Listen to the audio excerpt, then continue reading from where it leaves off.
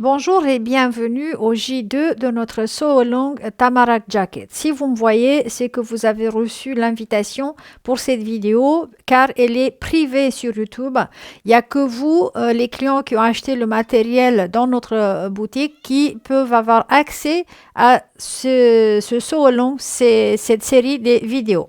Aujourd'hui, donc dans l'épisode 2, le jour 2, on va faire la préparation du patron. Moi, j'ai découpé déjà. Et puis, je vais vous montrer tout ça de près.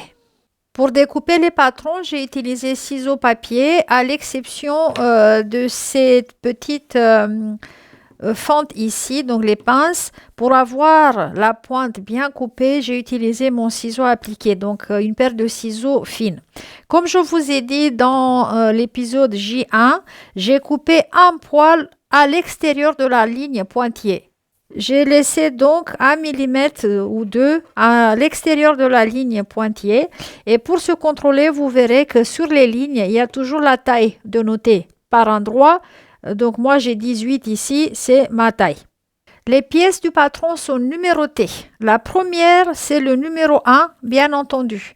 Elle sert à couper les deux partie devant de notre jaquette, de notre veste, d'accord? Donc la pièce numéro 1. Il y a des marques ici, et là il faut discuter. La grande ligne qui a une flèche en haut et en bas, et c'est noté ici grain line, elle doit être parallèle au droit fil. Grain line, c'est le droit fil. Donc, imaginons le tissu, donc parallèle à la lisière du tissu. Donc, notre patron va s'asseoir ici, en sachant que les lisières sont là et là. D'accord?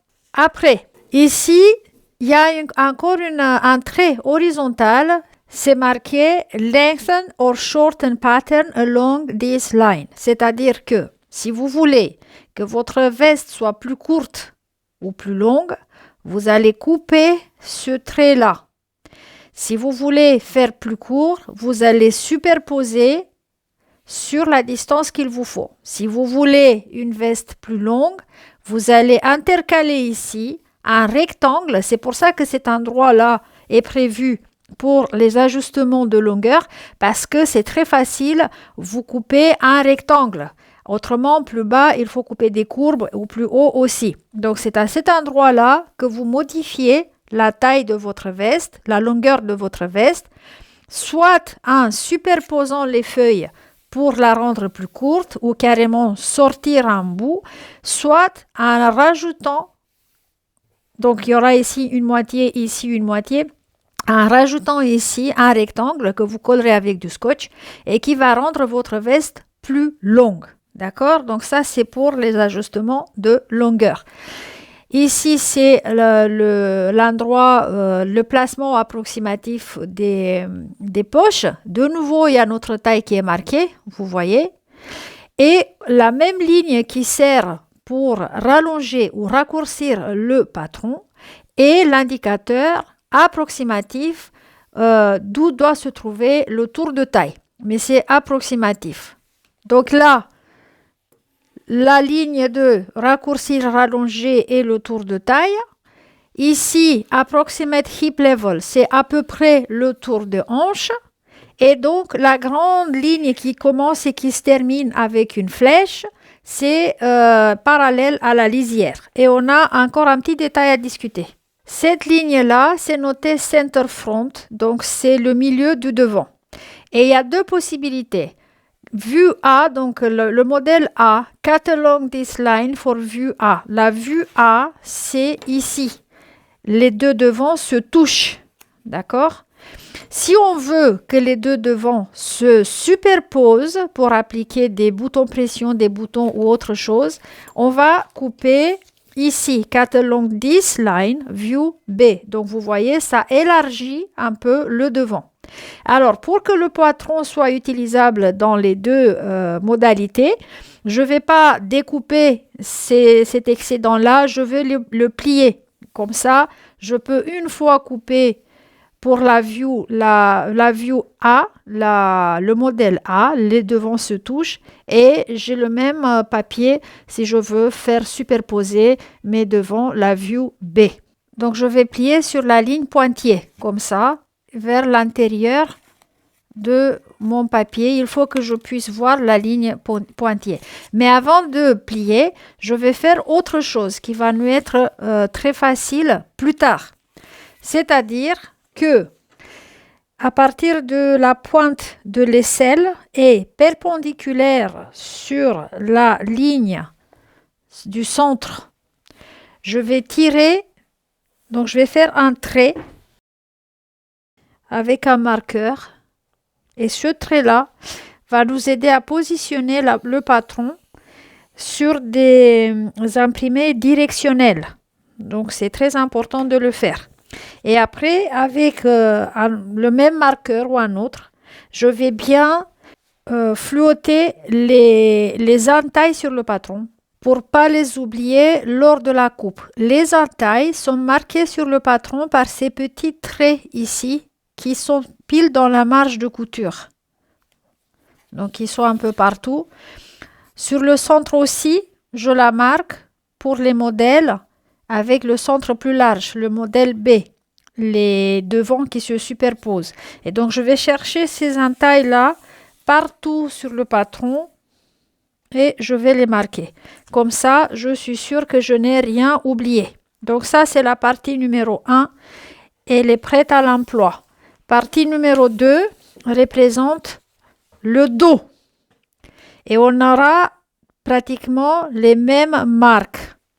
La ligne de tour de taille est là où on peut raccourcir ou rallonger.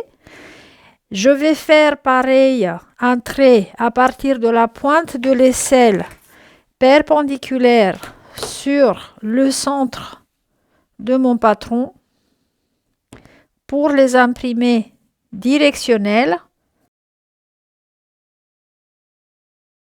Je vais marquer pareil mes entailles et noter quelque chose que là je vais vous montrer.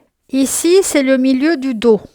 Chaque fois que vous avez une marque rectangulaire comme ça qui se termine par deux flèches ou alors une flèche de cette forme-là, c'est que ici, on doit placer cette ligne-là sur le pli du tissu. Le tissu sera plié en deux. Et d'ailleurs, c'est marqué ici, place on fold. Fold en anglais, ça veut dire pli. Donc ici, ça va être le pli. Et comme ça, quand on va couper, déplier, ça va nous faire tout le dos. Donc, je continue à marquer mes entailles, pareil que j'ai fait sur les parties devant. Et la pièce numéro 2, elle est aussi prête à l'emploi. Pièce numéro 3, c'est la manche. Donc déjà, les entailles, partout où elles sont. Et donc la grande ligne centrale qui suit la lisière, donc parallèle à la lisière. Et vous avez une ligne horizontale aussi où vous pouvez rallonger ou raccourcir votre manche. Et pareil que pour les autres pièces, je vais réunir les pointes des aisselles par entrée afin de bien orienter les tissus avec des imprimés géométriques ou directionnels. Vous pouvez faire ce trait-là en crayon papier si vous voulez. Et avec ça, la pièce numéro 3 est prête à l'emploi. Les pièces numéro 4, 5 et 6, on va les utiliser pour les poches passepoilées. Il n'y a rien à faire, juste tenez compte de la ligne du droit fil qui doit toujours être placé sur le tissu parallèle à la lisière et ici sur ce petit bout qui fera le passepoil de nos poches, il y a 2 entailles à faire. Les entailles toujours sont dans une profondeur de 1/4 d'inch, pas plus dans le tissu quand vous allez couper, mais on va arriver là, voilà. Donc pratiquement vos pièces seront positionnées de cette manière-là sur le tissu. Donc 4, 5, 6. La pièce numéro 7, attention, elle n'est pas à découper dans le tissu. Vous la gardez juste sur papier. C'est pour l'option B du devant, l'option avec les 2 parties du devant qui se superposent pour bouton, pression, bouton, etc. Pour bien positionner vos boutons. Vous voyez, il y a des croix ici. C'est tout simplement un guide. Il ne faut pas la couper dans le tissu. La pièce numéro 8, c'est le patron pour le col. Alors, les entailles sont là. Il y a une seule. Et donc ici, qu'est-ce qu'on a? On a place on fold. On a la même flèche rectangulaire. Donc, cette partie-là, on va la placer sur un tissu plié quand on va découper. Et enfin, le patron de la capuche. Alors, on a les entailles. Il y en a une seule.